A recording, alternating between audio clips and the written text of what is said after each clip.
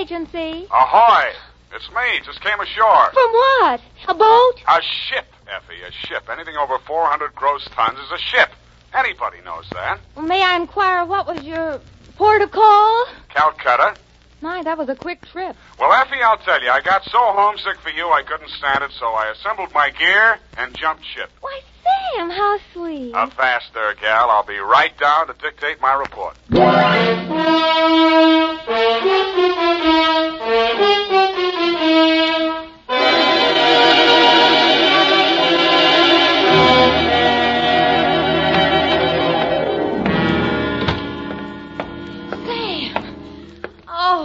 You are alive. Bon voyage, Effie. I've been worried sick. Where have you been? On my way to Calcutta, sweetheart, where the dawn comes up like thunder. Sam, what are you talking about? Calcutta? And the flying fishes play. Ready, Effie? Sam, why did you want to go to Calcutta, of all places? I didn't, Effie. I hate Calcutta. I was shanghaied.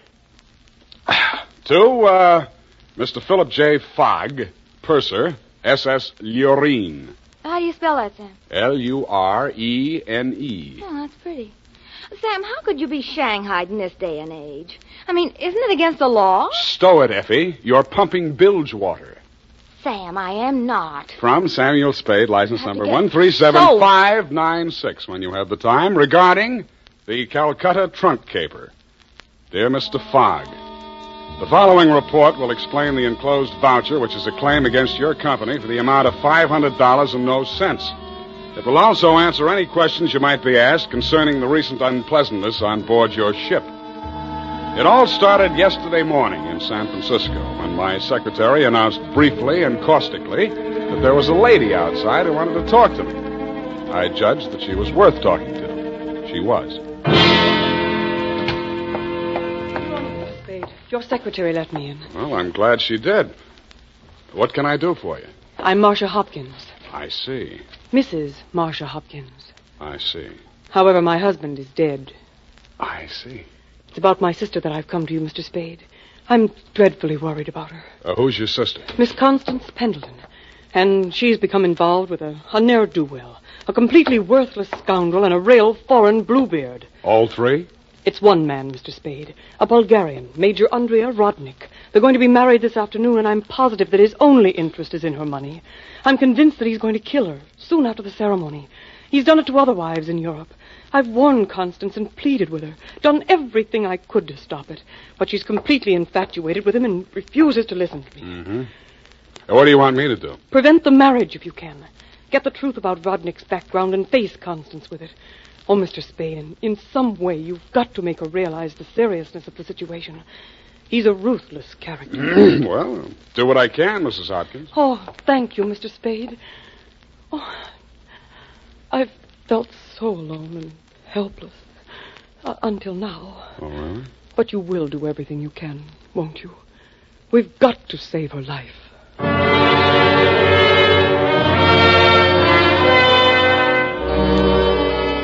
She daubed at her eyes with a stamp-sized handkerchief, patted the red gold hair of the temples nervously, smiled at me bravely, and swayed out. By telephone, I learned that the Vrodnik-Pendleton marriage license had been issued 4 days before, and that on the same day, Constance Pendleton had withdrawn a savings account to the tune of $45,000.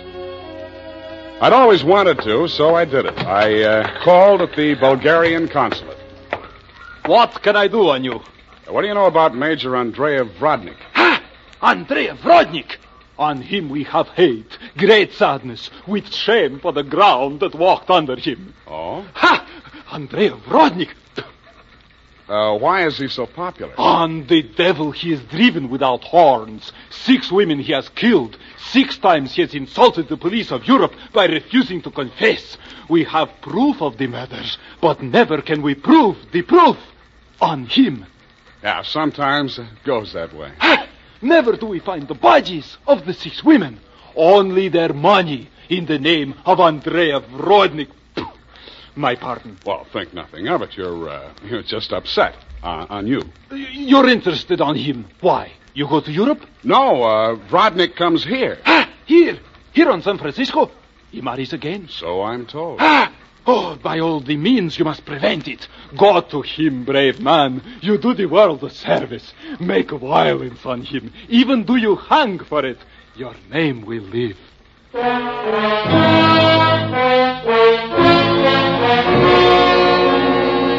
With those valiant words goading me on, I left. The farther I got into the caper, the more it looked as if Marcia's fears for Constance Pendleton were very real and very well-founded. When Constance opened the door of her hotel suite, I could see 3 trunks and a number of smaller pieces of luggage, all locked and ready to be taken out. Yes? Constance Pendleton? Yes? I'm a detective. My name is Spade. Detective? What do you want? I want to talk to you about that Bluebeard you're going to marry. Get out of here. You listen, I'll talk, and then I'll get out of here. I just left the Bulgarian consulate. Vrodnik has been accused of the murders of 6 women in Europe. Each of them were wealthy. Each of them married him, and each time Vrodnik came into all their money. Are you trying to blackmail me because of the lies about my fiancé's past? If you are, you're wasting your time. Well, no matter what I'm doing, I'm wasting my time. But to put you straight, your sister hired me, and I am now resigning. She's worried about you, not me. Then you should spend more time investigating your clients, Mr. Spade. You could have saved both of us some time. I have no sister. This is my wedding day. Goodbye, Mr. Spade.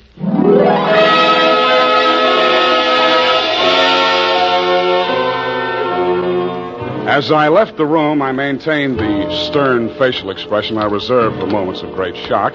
But once outside the door, I allowed myself to be carried on the wave of rage and embarrassment for just a minute, and I kicked over 2 potted palms. As I limped down the corridor, I was overtaken by none other than Marcia Hopkins. Did you see her? Let's talk about you first. Did you stop the marriage? Why did you really want that marriage stopped? But I told you. You told me you were her sister. Oh. She said she didn't have any sister. All right, Sam, I did lie to you about that. But I'll tell you who I really am. I don't want to know who you are. I don't ever want to know. All I want from you is my honestly earned fee and a brief but permanent goodbye. Oh, no, Sam, please listen to me. We've got to save that girl. I have $500. That's all I have. Would it be enough? What's your real name? Marshal Brodnik. Yes, he's my husband. I've been married to him for 10 years. We've traveled all over Europe, and I never knew where the money was coming from. He left me at times for 2 weeks or a month, and then when he'd come back, there'd be more money. I just realized that that's when he must have been killing those poor women. And I know that's what he's going to do this time. I just can't stand it. You've got to protect her. That should be easy. We'll let him get married and meet him at the door with a bigamy warrant. Then you will see me through this. I might. Oh. In my bag, there's $500. Take it. If we can't stop the marriage, then don't let him out of your sight. Not even for a minute. He's a beast, Sam. A beast.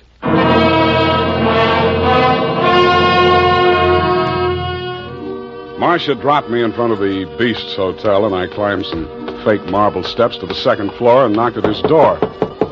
The man who opened it was heavy, handsome in a swarthy, coarse sort of a way, and glowing conceit through 2 eyes. One monocled, one not.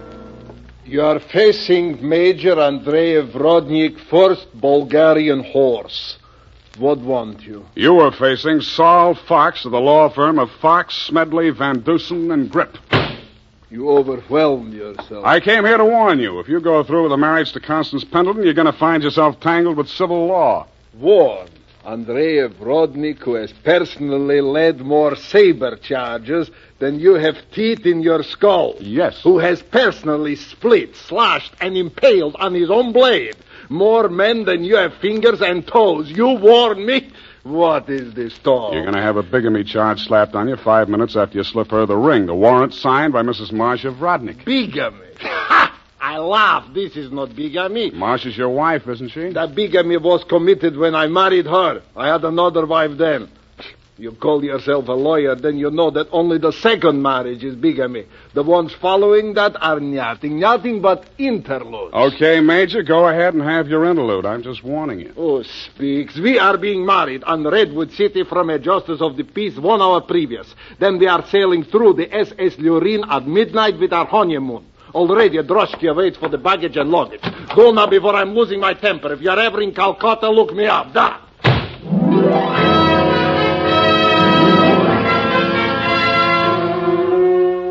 I could see the direct approach was getting me nowhere, so I decided to proceed by stealth. I waited outside the building, and when he left, I tailed him. He made 4 stops. At a second-hand store, a hardware store, a surgical supply house, and an undertaker supply house. At these places, he purchased the following items: an oversized steamer trunk, black with brass fittings, a large ball of rope twine, 2 large lead sash weights, a set of surgical instruments, and at the 4th and final stop, the undertaking supply, he bought 2 items: a 20-foot length of rubber tubing and a pump.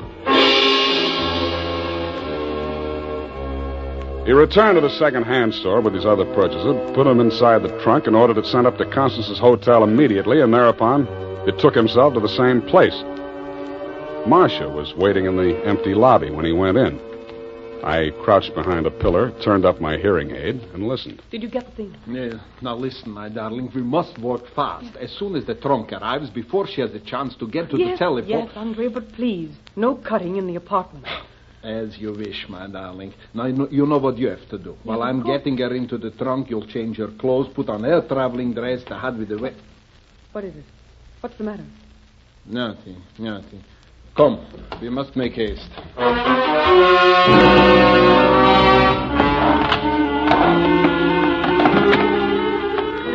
They made haste to the elevators, and I made haste to the row of house telephone booths around the corner and called Constance's room. Hello? Mrs. Rodnick? Speaking. Listen, get out of that room right away. Don't take the elevator. Go down the stairs. Who is this? What are you talking about? I haven't got time to explain, and you haven't got time to listen. All those stories about your husband are true. He's going... Hello?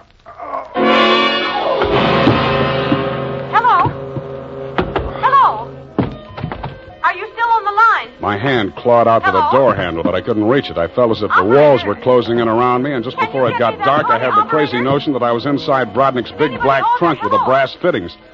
I could still hear Constance's voice way off in the distance, somewhere in the direction of Calcutta. I tried to shout to her, to warn her, and then the lid closed over me.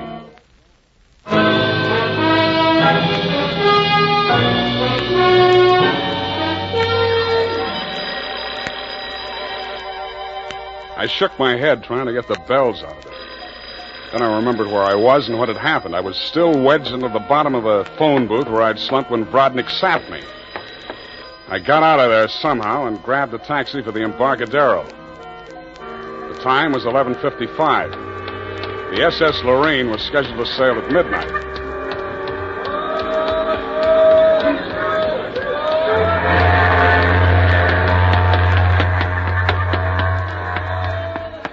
I was no sooner across it than they hauled up the gangplank and the ship started moving out of the berth.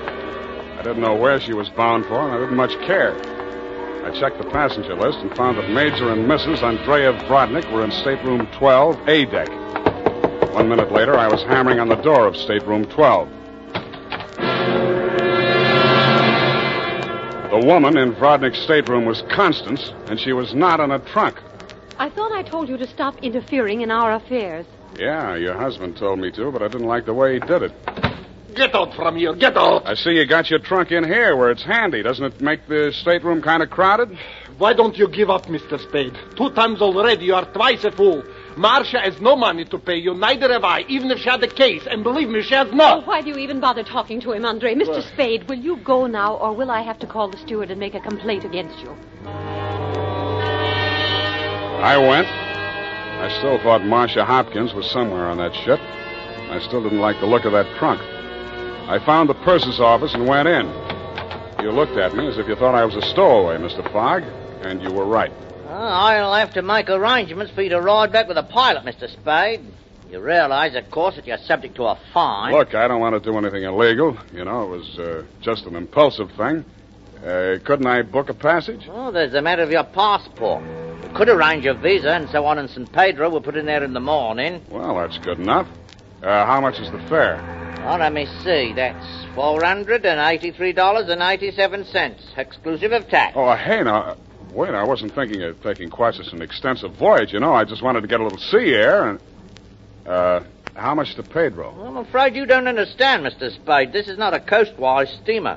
Our first official port of call is Calcutta. Yeah, I know, but... Calcutta? That's in India. Well, don't you have something a little less expensive, like steerage or... There is only one stateroom available, number 14A deck.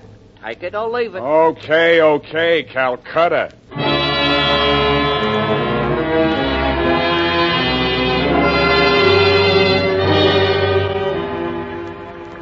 After buying my passage to Calcutta, I had exactly 12 cents left. This I gave to the steward who showed me to my stateroom. He thanked me, kicked me in the shins, and left. Out on deck, a tall, red-nosed old gentleman in knickerbockers and a yachting cap was taking a turn around the deck. With him was a face I'd seen in the morning lineup down at the Hall of Justice a dozen times. He was a hotel thief by profession, name of Norman Gorman. He knew me, too, but he didn't give me a tumble. I fell into step with him. Sea air. Nothing like it, am I right? Yeah, I guess it's okay, but there's so much of it. Brisk, bracing, salt spray. Nothing like it. Oh, yes, of course. Hey, Norman, my lad. I hate it. I hate boats. Suppose there was a fire on board. Fire? Oh, ridiculous. This your first voyage to the Orient? Yeah. The inscrutable East. You've made this trip before? Oh, yes, indeed. I've worked this line. Yes, indeed. I make this voyage very often.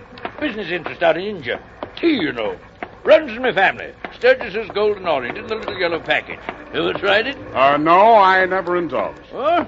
Don't drink tea. That's ridiculous. Commodore, I need a drink. I ain't happy. Suppose there was a fire on board here. Well, let's all have a drink. Yeah, suppose there was Shall a we? fire. Come on, I'll shot you to a drink, sir. Not me, Commodore. I just remember this is Fire Prevention Week.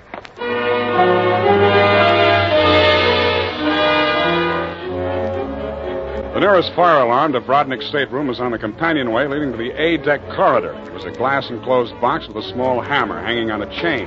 I broke the glass and turned the key. In 3 seconds flat, the entire population of A-deck were shoving each other up the companionway, grabbing for life preservers as they went. The steward hammered on the door of stateroom 12, opened it, shouted inside, and Brodnick and Constance reluctantly came out. I ducked inside, grabbed the handle of the trunk, and started dragging it. When I got it into my stateroom, I broke the lock and lifted the lid. It was Marcia, all right. There was just time to see that before the stateroom door flew open and the ship's officer stuck his head in. I've been moving you. Didn't you hear the alarm? Why, no, I didn't. What's wrong? Never mind that. Here, take this life preserver. Get going now. Come on. Okay, don't touch me. It makes me nervous.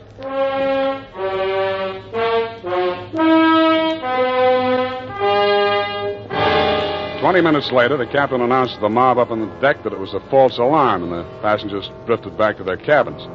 I tried to look casual as I unlocked my stateroom door and walked in.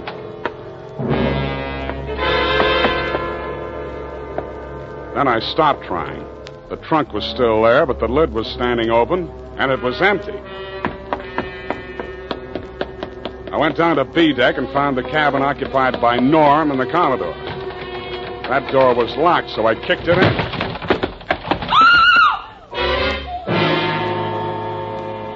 You could still see the marks on her wrists and ankles where the cord had been. It was the girl I had seen in the trunk. It was Marcia Hopkins, and she was very much alive. Oh, I'm sorry. I thought it was... Oh, what am I going to do? What am I going to do? You've got to help me, Sam. Why should I help you? He's crazy. They're both crazy. It all depends on who's in the trunk, doesn't it, Marcia? When it was Constance, you didn't think he was so crazy. Oh, don't you understand? I had to pretend that I'd help him. He was going to kill her right there in the hotel room. I told him it was too dangerous. If anybody looked in the trunk, it would be safer if she was in there alive. So he finally agreed and said he'd wait until we got out to sea to kill her. And then he was I know about that. Oh, the idea was so awful, I couldn't stand it. I started to scream, and then he stuffed the gag in my mouth and tied me up. He must have used chloroform or something, because the next thing I knew, I was in the trunk. And that little dark man was leaning over me. He and that old man with the knickers. They brought me here. So they pulled a switch on you. You were the fall gal all along. Oh, you've got to believe me. It was the only way I could save her life. You're the only one I can turn to, Sam. That little thief and the old man, they'd deliver me dead if there was an extra $25 in it. Oh, say you'll help me, Sam. Please say it. Well, when you ask me like that, what else can I say? Oh, you do believe me, darling. You do believe me. Come on, let's get out of here. I'm sorry, Mr. Spade. Please step back inside. I promised my associate, Mr. Gorman, that I would not allow this young lady to risk her life by leaving this cabin. You're getting into this caper at the wrong end, Commodore. It's wound up. They've bungled it. It's no good anymore. You may be right. But you understand my position, sir. I can't take any chances. You've talked to Mr. Gorman? Norm? Yeah, I talked to him. He took you into his confidence? Stop making with the pistol, Commodore. You don't know how to use it anyway. Oh, heavens, Norm. You're as white as a sheet. What is it? Oh, he's sick. Go get a doctor. Yes, indeed. Right away. Listen, Spade. Take her with you. Get out of here. I don't want no part of this. You got it bad, Norm. I'm sick, I tell you. The way I had it sized, this was a clean caper, a snatch. I figured the dame here's an heiress or something. Maybe they drop her off in L.A., connect some ransom, and go on. I figured there was enough for all of us. Oh, but that creep, that Rodnick, he's crazy. He's a regular Jack the Ripper. Stop babbling, Norm. Tell me what happened, exactly what happened. I get a sinking feeling in my stomach every time I think about it. Well, I go in, see? He's very smooth, very businesslike. He offers me a drink. I accept it. He mixes a couple of highballs for me and the dame, then he starts talking. I guess she don't know all about it before this, because she gets just sick as I do. First, I think he's kidding. Then he drags out this set of cutlery like a doctor uses to operate on people. Only he's got something else in mind. The porthole, you understand? Oh, please. I don't want to hear anymore. Being as it's you he has in mind, I don't blame you. My stomach. Hey, Norm. Norm. Here he is, the ship's surgeon. Oh, dear me. What? Stand away from him, please. Help me get him into the bunk. Sure, Doctor. Take the shade off that light, please. Yes. He's dead, isn't he? Oh, yes, he's dead, of course. Who poisoned him? I didn't waste any time answering him. I grabbed him by the arm. Before he could object, I was pushing him up the companionway to A deck. It was probably too late to save Constance's life. She'd drunk the same poison, and I was pretty sure she had, but if I was going to nail him for the murder of Constance, I had to get there before the evidence vanished. We got there just in time. I don't need to tell you what we saw, and I'd rather not. Rodnick rose slowly to his feet, clicked his heels military fashion, and bowed very low. The ship's surgeon. How opportune. Perhaps you could advise me, Doctor. After all, I am, in all honesty, even still, a mere amateur at this sort of thing.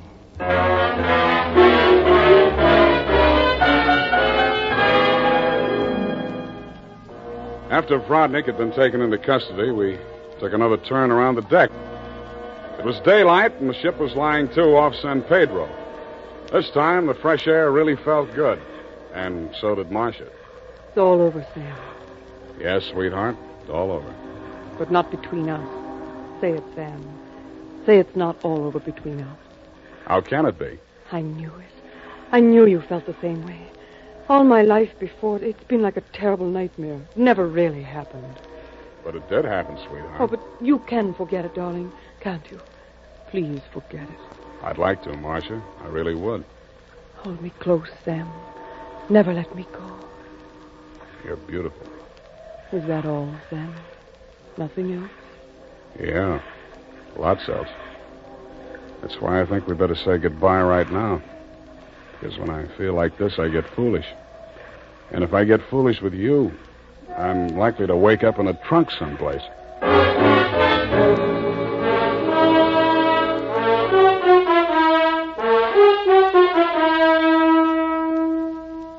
And that, Mr. Fogg, is the true account of the Calcutta trunk caper.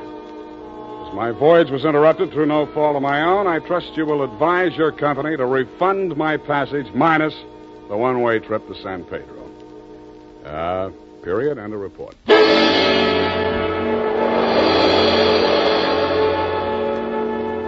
Sam Spade is played by Howard